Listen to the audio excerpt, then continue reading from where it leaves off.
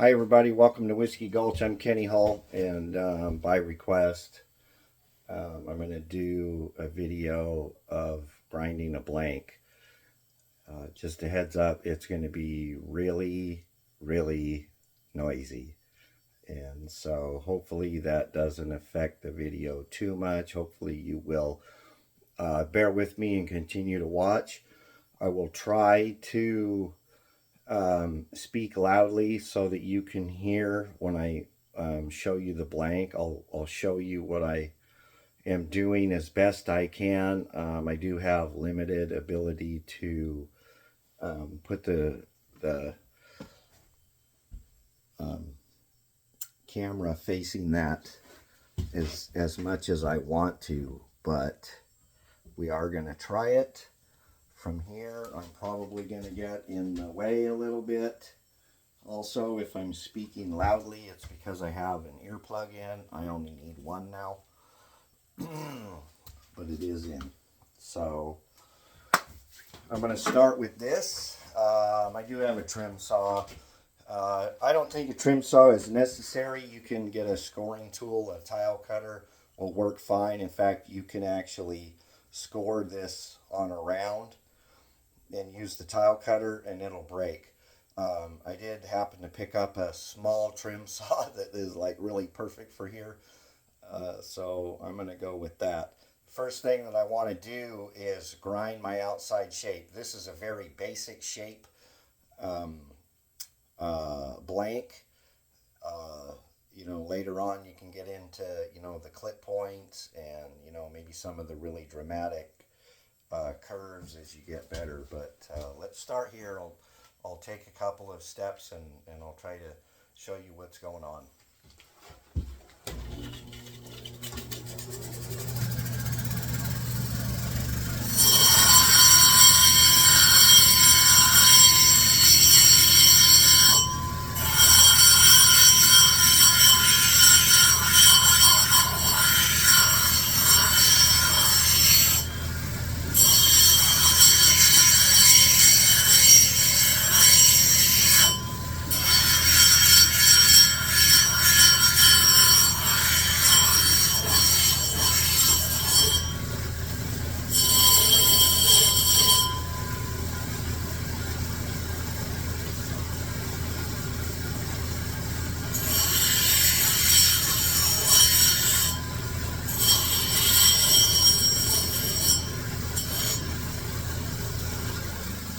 So I've ground the outside shape, basic willow leaf, spearhead shape.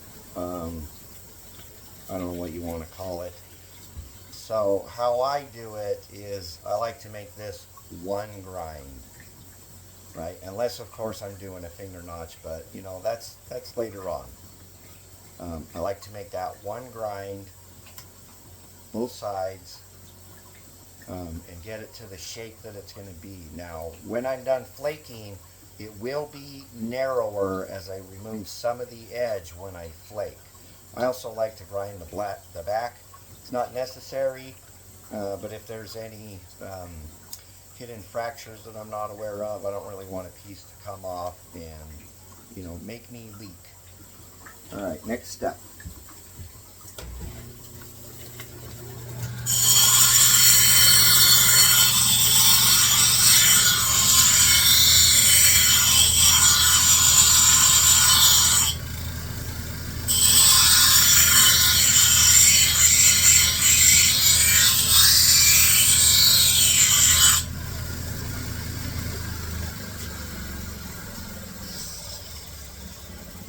If you can see that, I'll try to roll it around a little bit so that you can see it. I'm trying to grind a little bit less than halfway so that I still have this ground surface when I do my platform and my finish grinding. But that's just the next step. There's more to it. I usually grind one side at a time.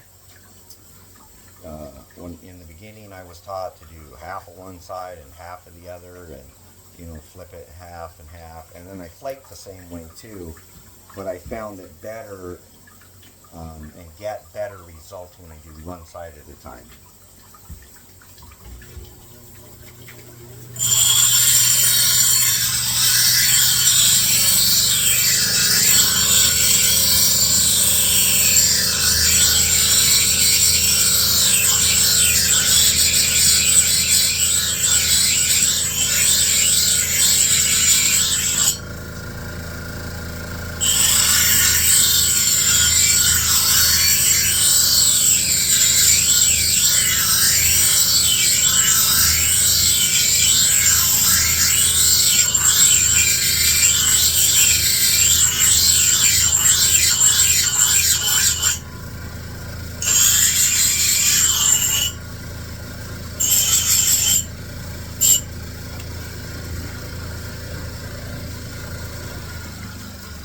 that's the first grind with the 60 grit.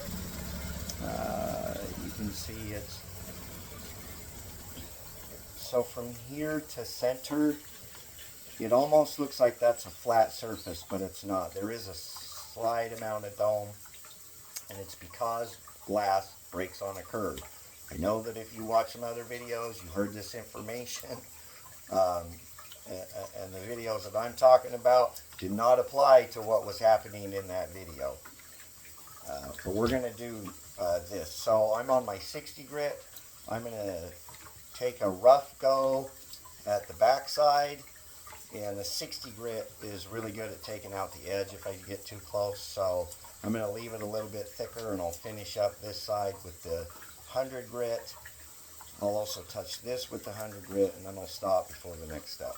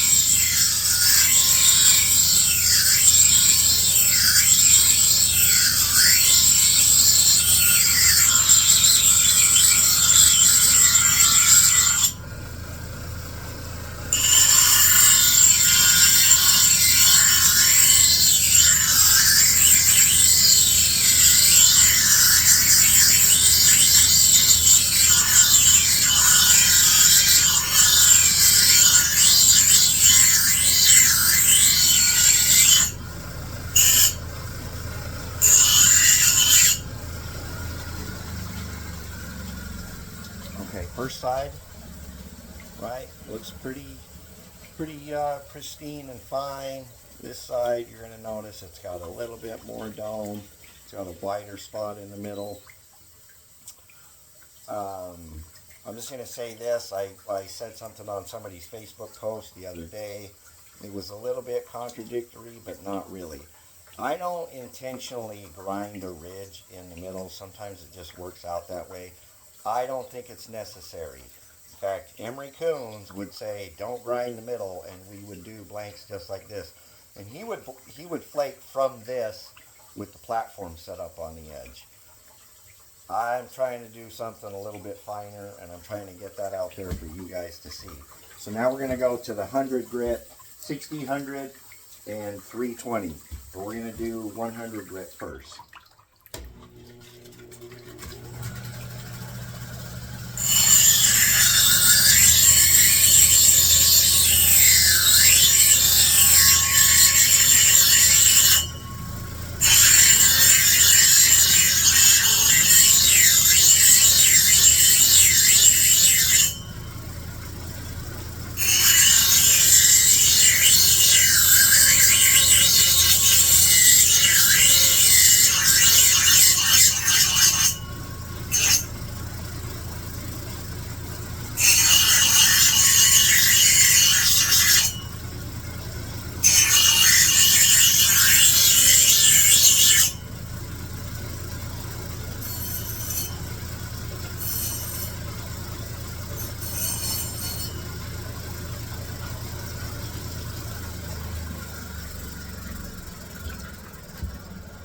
Alright,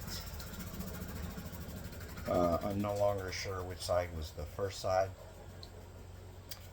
They both look a little bit even. You can see I got center off a little bit. It doesn't matter at this point because I will put it back where I want it when I get on the 320. One of the things that you'll notice, put that with some bright light behind it, is I actually got a little chip out there. There's a couple of little chips in the platform here, and I'm gonna fix all that when I get to the 320. The idea is to get as close as you can where you're not blowing this out before you go to the next wheel, because these wheels can be very expensive, and if you do everything on one wheel, it's going to get worn out. You're going to go through a lot more rock than you need to, and you're probably not going to be as happy with the flint knapping hobby as you want to be. So the idea here is let's enjoy ourselves and do this thing that we like doing so much. Also, I'm probably going to do another video where I flake this and I will explain some of the techniques and where they come in. And these are techniques, again, that you may have heard on another video, and have wondered, well, what does that mean? And I'm going to be able to clear that up for you. All right, we're on to the 320.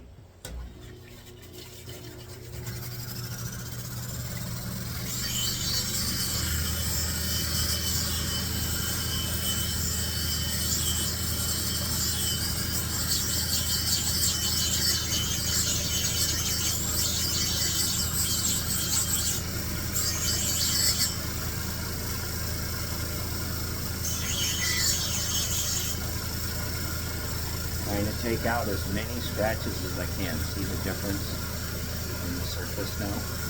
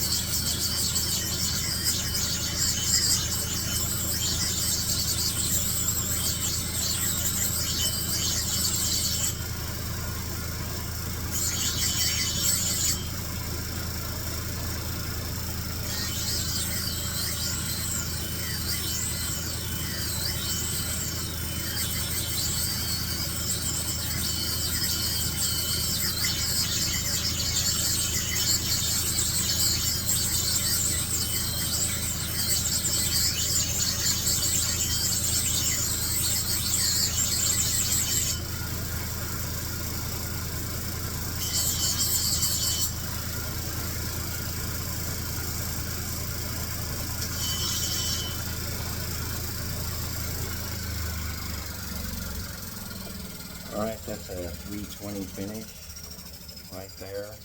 So this is, I don't know what you want to call it. It comes from the Rainbow Pit. Pretty sure this is Davis Creek. This is the only place I've seen this come from. But it comes from the Rainbow Pit. And if you know anything about digging rocks, is you can be in the color right here, and you can move this far and you'll be out of the color. And this is what happens. My last video, not my last video, but one of the most recent videos that I did, we talked about platforms. Today I'm going to tell you something that you may not know. The softer the material, the thicker your platform needs to be. Otherwise, you don't have the ability to get enough pressure on to throw the flake before the edge breaks out. But with the harder material, we're talking about flints and agates and jaspers and things like that, and they're heat treated. I always do a thin platform, and with Rainbow, I try not to do a thick platform. I'm going to do a thin one. This does not have a platform on it. I'm going to set it up right now.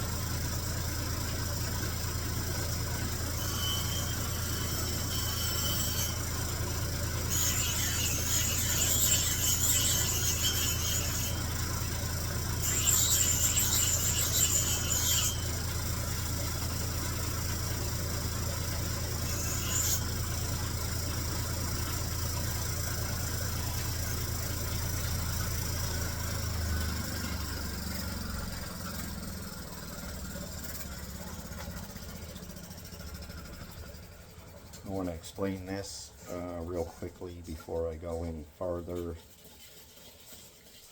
And you'll pick this up when I do my napping videos, especially when I talked about doing the platforms.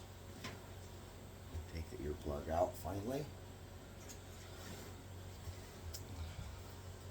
I'm set up, my platform is set up, and I'm going to flake one side, and then I'm going to tune up the edge, and then I have to come back and reset the platform so that I can flake the second side.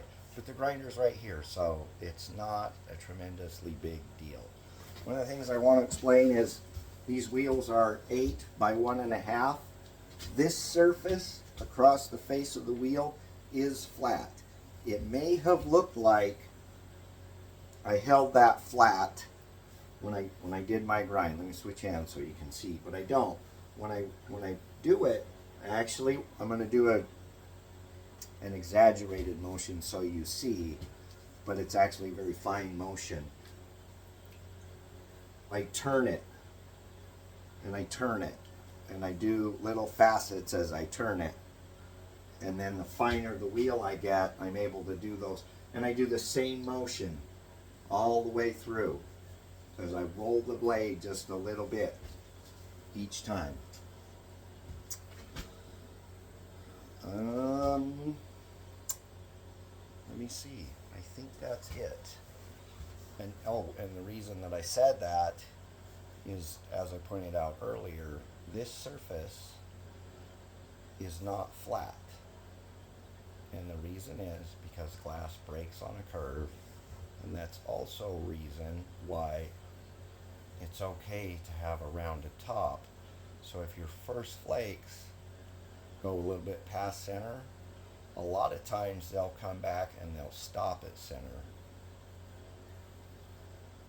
It's not guaranteed, but it happens pretty often. So, all right. Thanks for joining me at Whiskey Gulch, and next video is going to be right after this one. I'm going to flake this blade, and I'm going to try to explain some of the things that you may previously have heard that may not have made sense, and I'm going to try to make those things make sense for you. Thanks for watching.